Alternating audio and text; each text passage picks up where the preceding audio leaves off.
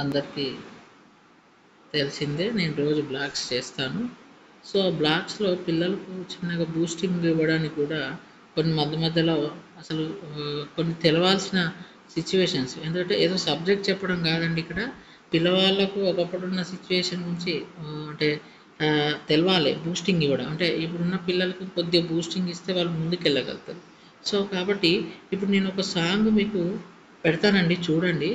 ఈ సాంగ్ విన్న తర్వాత అసలు ఈ సాంగ్కు సంబంధించినటువంటి సిచ్యువేషన్ ఏంటిది, ఈ సాంగ్ అప్పుడు అసలు ఎందుకు రాశారు, అది రాయడానికి గల కారణం ఎవరు, దాని రైటర్ ఎవరు, ఆ సినిమా ఏంటి అనేది మనం we will explain after this song, right?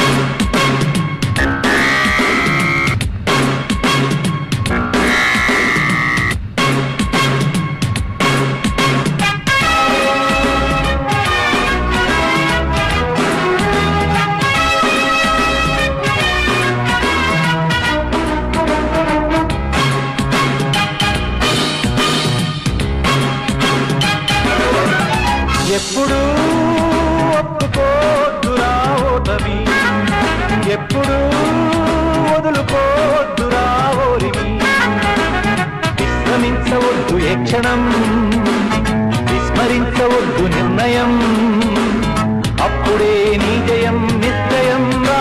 ఎప్పుడు ఒప్పుకోద్దురా ఓటమి, ఎప్పుడు వదులుకోద్దురా ఓరిమి.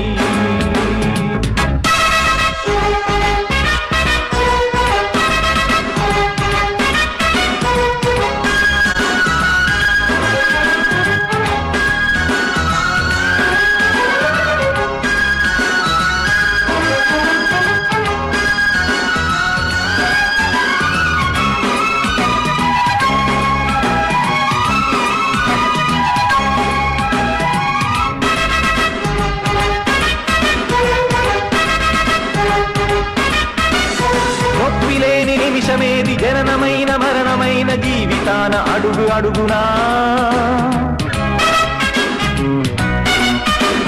నీరసించి నిలిచిపోతే నిమిషమైన నీది కాదు బ్రతుకు అంటే నిత్య ఘర్షణ. దేహముంది, ప్రాణముంది, నెత్తురుంది, సొత్తు ఉంది, ఇంతకన్నా సైన్యముండునా. ఆశ నీకు అస్త్రమౌను, శ్వాస నీకు శస్త్రమౌను, దీక్ష కన్న సారెదెవరురా. నిరంతరం ప్రయత్నమున్నదా, నిరాశకే నిరాశ పుట్టదా, నిన్ను మించి శక్తి ఏది నీకే నువ్వు బాసటైతే. ఎప్పుడు ఒప్పుకోవద్దురా ఓటమి, ఎప్పుడు వదులుకోవద్దురా ఓరిమి, విశ్రమించవద్దు ఏ క్షణం, విస్మరించవద్దు నిర్ణయం, అప్పుడే నీ జయం నిశ్చయం రా. ఎప్పుడు ఒప్పుకోద్దురా ఓటమి, ఎప్పుడు వదులుకోద్దురా ఓరిమి.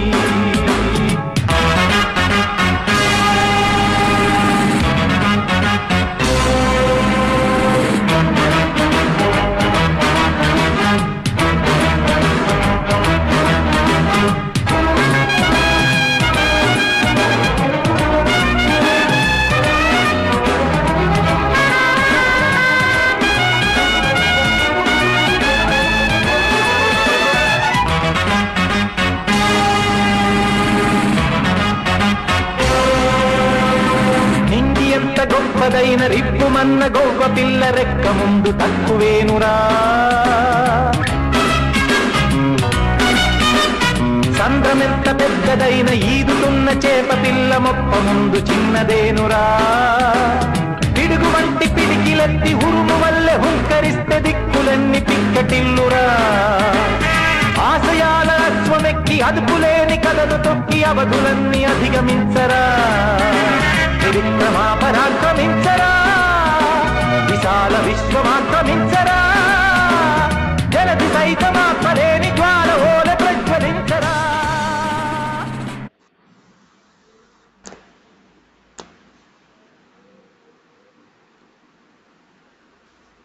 ఇప్పుడు చూడండి, ఈ సాంగ్ విన్నంతసేపు పిల్లలు వినే వాళ్ళు, పిల్లలు కానీ పెద్దవాళ్ళు కానీ దీని గురించి ఇప్పుడు మాట్లాడుకునే అవకాశం వచ్చింది.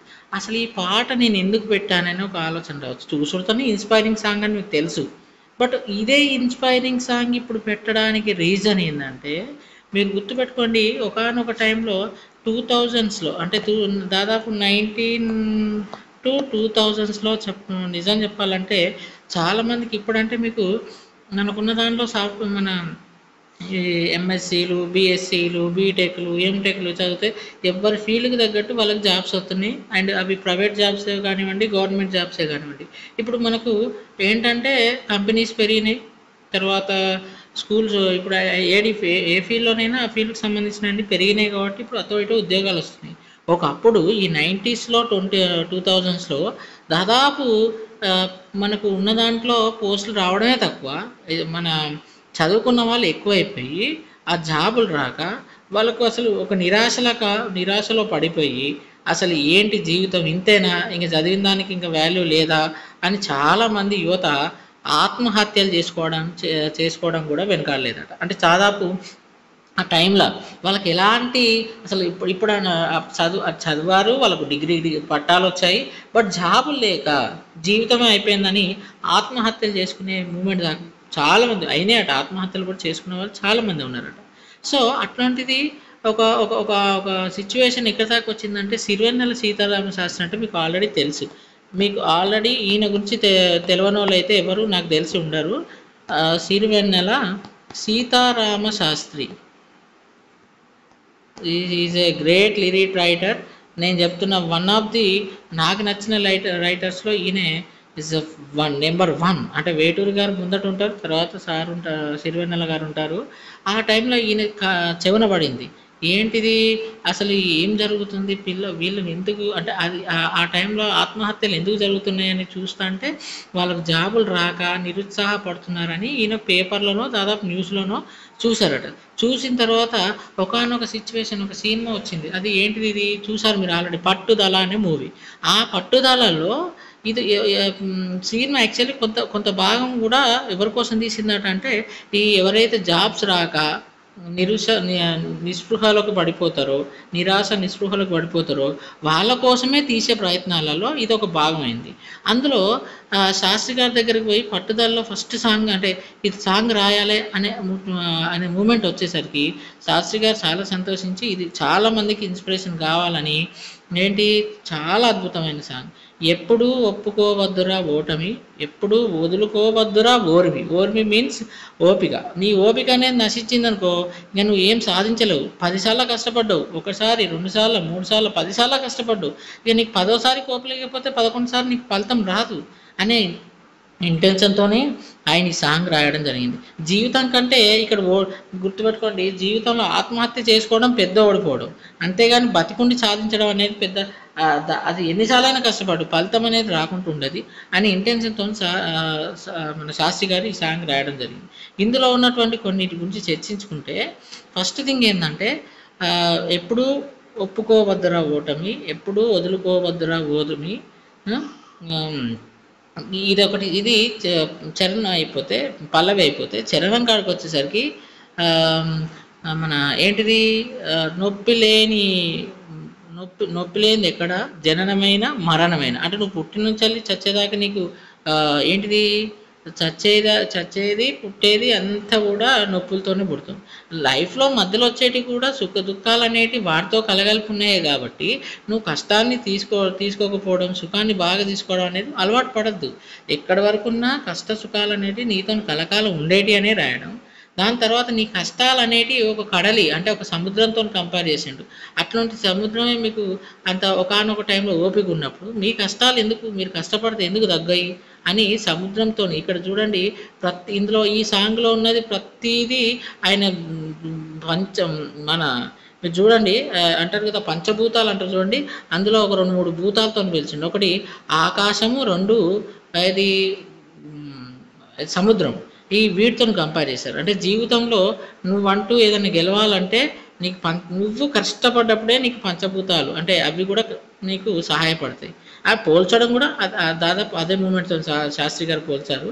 కాబట్టి ఎవరైనా యువత గుర్తుపెట్టుకోండి, అప్పుడున్న యువతలో ఈ సాంగ్ విని దాదాపు 20 మీరు చెప్తే నెంబరు 40-50% చనిపోవాలనే మూమెంట్ అయిందట. అంత ఇన్స్పిరేషన్తో శాస్త్రి గారు రాశారు. ఇంకా ఈ సాంగ్ గురించి ఎక్స్ప్లెయిన్ చేయడం నేను చెప్పే కన్నా మీరు విన్నారు కాబట్టి అంత దానిలో ఉన్నటువంటి ప్రతిదీ ఎక్స్ప్లెయిన్ చేయడం మీకు ఆల్మోస్ట్ అర్థమైపోతుంది. సో కాబట్టి ఇప్పుడున్న యువతకు ప్రతిసారి నేను చెప్పేది ఏంటంటే, ఇప్పుడున్న యువత నేను ఫీల్డ్లో ఉన్నా కాబట్టి చెప్తున్నా, కష్టపడటం అలవర్చుకోవడం అనేదే మర్చిపోయారు. సారీ, ఇప్పుడున్న ఇది విన్న వాళ్ళకు కూడా కొంచెం ఇది ఏమనిపించవచ్చు అంటే ఇట్లా అన్నారని అన్న ఒక ఫీలింగ్ ఉండొచ్చు. బట్ దయచేసి చెప్తున్నా, నా బాధ అర్థం చేసుకోండి. ఈరోజు నేను బ్లాక్ స్టార్ట్ చేశానంటే మ్యాథ్స్ క్లాస్ చెప్తున్నాను, ఆ క్లాసెస్ చెప్తున్నానంటే అదేంటిది నీకు అది సబ్జెక్ట్ వరకు ఉపయోగపడుతుంది. బట్ నీ జీవితం అనేది ఇక్కడ నాకు ఇంపార్టెంట్. అంటే నాకని కాదు, నీకైనా ఇంపార్టెంట్. బట్ నీ జీవితం అనేది సర్దిద్దుకోవాలంటే చూడండి, ఇట్లాంటి సాంగ్ మీకు తెలియదు. ఇది ఒక ఇన్స్పిరేషను. ఆ 90s 20sలో 90s 2000sలో మనుషులను ఏ విధంగా చేంజ్ చేసింది అనేది మీకు తెలియదు. సో కాబట్టి ఈ యొక్క సాంగ్ విని మీరు మారుతారు. ఎందుకంటే దాదాపు ఇప్పుడున్న యూత్లో దాదాపు 50-50 అనే పర్సంటేజ్లో ఉన్నారండి. ఇక 50లో చదివిన వాళ్ళకే వీళ్ళు ఏదైనా జాబ్ చేయగలుగుతున్నారు. ఇంకో 50లో అసలు వీళ్ళు ఎందుకు చదువుతున్నారో వాళ్ళకే అని అర్థం కాని పొజిషన్ ఉన్నారు. దయచేసి గుర్తుపెట్టుకోండి, యూత్ మీరు లేకుంటే ఇప్పుడు ప్రపంచంలో యూత్ అనేది వెరీ వెరీ ఇంపార్టెంట్. ఆ యూతే ఇక్కడ ప్రతి విషయంలో వెనుకడిపోతున్నారు. ఈ స్కిల్స్ లేకుండా ఏదో వస్తున్నామంటే వస్తున్నాం, పోతున్నామంటే పోతున్నాం అన్నట్టే ఉన్నారు.